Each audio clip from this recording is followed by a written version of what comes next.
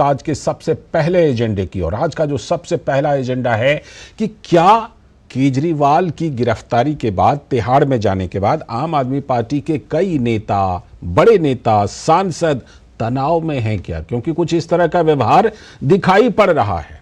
देखिए जरा क्या कुछ हुआ है। तो अरविंद केजरीवाल के जेल जाने के बाद से आम आदमी पार्टी के लगातार राजनीतिक पैंतरे तो जारी हैं और वो पैंतरे दिखाई पड़ते हैं कि एक के बाद एक प्रेस कॉन्फ्रेंस करके पार्टी इस तरह के राजनीतिक पैंतरों का इस्तेमाल करती है। कभी धरना प्रदर्शन, कभी उपवास चलता रहता है। आम आदमी पार्टी ने अब आरोप लगाया है कि दिल्ली में राष्ट्रपति शासन भारतीय जनता पार्टी लाना चाहती है और इसीलिए भारतीय जनता पार्टी कोशिश कर रही है। तो शराब घोटाले पर जवाब देने के बजाय आम आदमी पार्टी का केंद्र सरकार पर लगातार निशाना। वो कह रहे हैं कि केंद्र सरकार तो हमें गिराना चाहती है, हमारी सरकार को। इस बीच केजरीवाल की गिरफ्तारी के बाद से तनाव में कई आप नेता। ऐसा इसलिए क्योंकि कुछ वरिष्ठ नेताओं की सक्रियता बड़ी कम हो गई है। आम आदमी पार्टी के करीब 7 सांसदों ने अरविंद केजरीवाल की गिरफ्तारी के बाद से दूरी बना ली है।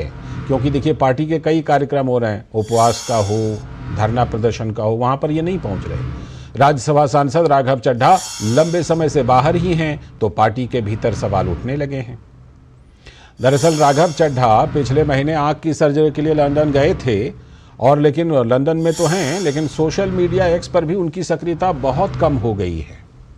ऐसा ही कुछ स्वाति मालीवाल के साथ है। वो भी अपनी बहन की बीमारी के बाद से अमेरिका में हैं और आम आदमी पार्टी पर जब इतना संकट है तो वो बाहर हैं। तो मामले पर तंज कसते हुए बीजेपी प्रवक्ता गौरव भाटिया ने कहा, केजरीवाल अपनी पत्नी को ही सीएम बनाना चाहते हैं, शायद इसीलिए ये सब कम सक्रिय हो गए हैं आम आदमी पार्टी के ये बड़े नेता।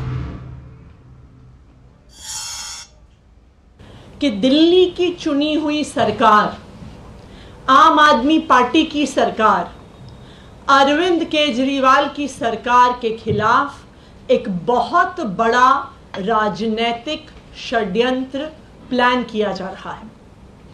हमें विश्वसनीय सूत्रों से पता चला है कि आने वाले कुछ दिनों में केंद्र सरकार, भारतीय जनता पार्टी शासित केंद्र सरकार दिल्ली में राष्ट्रपति शासन लगाने वाली है। बीजेपी चुनी हुई सरकार का सम्मान करती है। दिल्ली के लोगों ने आम आदमी पार्टी को मैंडेट दिया है और आम आदमी पार्टी को सरकार चलानी चाहिए। लेकिन आम आदमी पार्टी का मुखिया अरविंद केजरीवाल चाहते हैं कि किसी तरीके राष्ट्रपति राज लग जाए, क्योंकि वो मुख्यमंत्री जेल में हैं। वो जेल में मुख्यमंत्री रहना चाहते हैं, जो कि असंभव है। इसलिए जब से संजय सिंह जी जेल से बाहर से आए हैं, तो अरविंद केजरीवाल जी का जो अपनी धर्मपत्नी सुनीता केजरीवाल जी को मुख्यमंत्री बनाने का सपना था, वो चूर चूर हो गया है। तो ये तमाम बातें दोनों तरफ से चल रही हैं, लेकिन इस बीच में कुछ कानूनी कार्रवाई भी जारी है इस दिल्ली शराब घोटाले में। उस पर बात करते हैं और साथ ही जो आम आदमी पार्टी के अंदर क्या कुछ चल रहा है उसको लेकर भी बात करते हैं। हमारे संवाददाता विकास सारथी हमारे साथ जुड़ चुके हैं, उनसे बात करते हैं। विकास, सबसे पहले तो आपसे यही अपडेट लेना चाहूँगा कि के कविता जो इस मामले में एक बड़ी आरोपी हैं, उनको राउज एवेन्यू कोर्ट में पेश किया गया था, सीबीआई के द्वारा रिमांड मांगा गया था। क्या कुछ इस मामले में अपडेट है इस समय?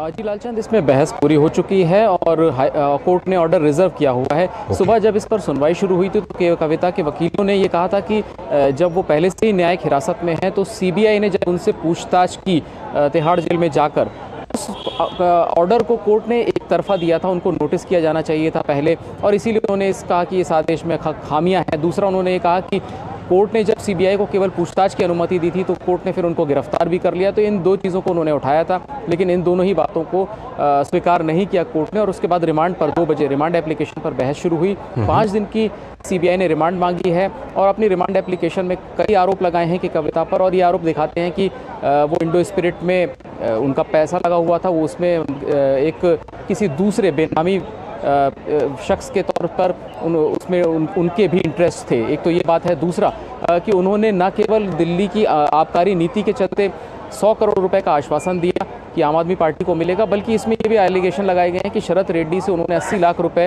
अपने एक एनजीओ के लिए लिए और 14 करोड़ रुपए एक ऐसी जमीन के लिए लिए गए जिसको खरीदने में शरद रेड्डी बिल्कुल भी इंटरेस्टेड नहीं थे। तो कहीं ना कहीं वहां पर उन्होंने शरद रेड्डी को उधर भी एक्सप्लॉइट किया, ये सीबीआई का कहना है। अब इन सारी दलीलों पर ऑर्डर कोर्ट ने रिजर्व कर लिया है।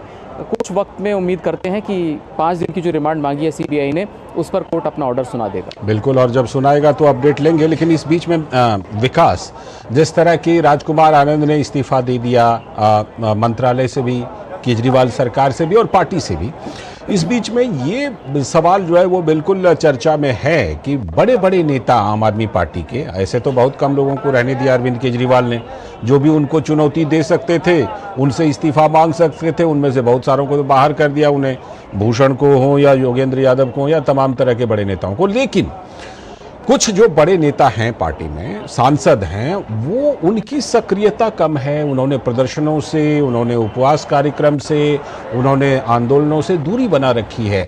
इस मामले में क्या आम आदमी पार्टी के कई बड़े नेता ऊहापोह में हैं क्या?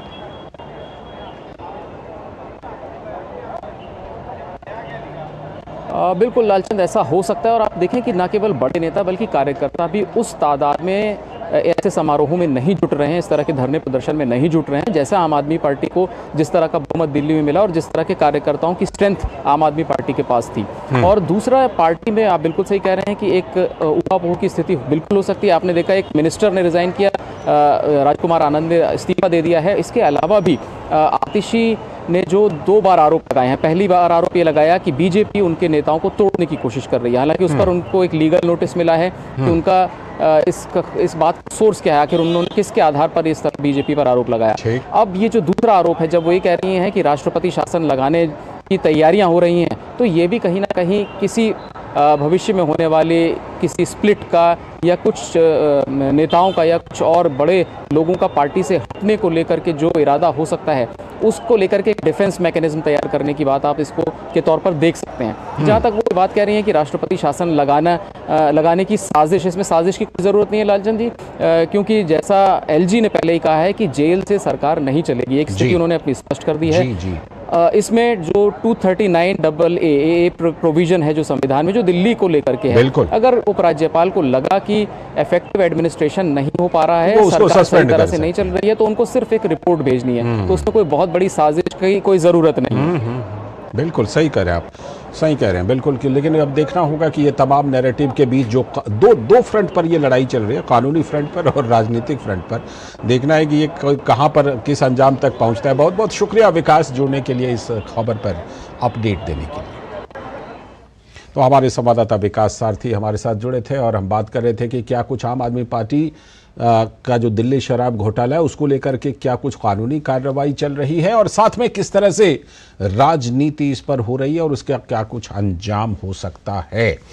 बहरहाल बढ़ते हैं अगली खबर की तरफ और आज की खास चर्चा की तरफ अब बढ़ रहे हैं कि किस तरह से जो भ्रष्टाचार का मुद्दा है वो प्रधानमंत्री अपनी रैलियों से लेकर के इंटरव्यू तक उसको बड़े जोर शोर से उठा रहे हैं और ये मुद्दा काफी चर्चा में है। तो अपनी ताबड़तोड़ चुनावी रैलियों के बीच पीएम मोदी ने एक दैनिक अखबार को दिए इंटरव्यू में 3rd टर्म के एजेंडे का खुलासा किया है। तो तमाम तरह के चुनावी कार्यक्रम में प्रधानमंत्री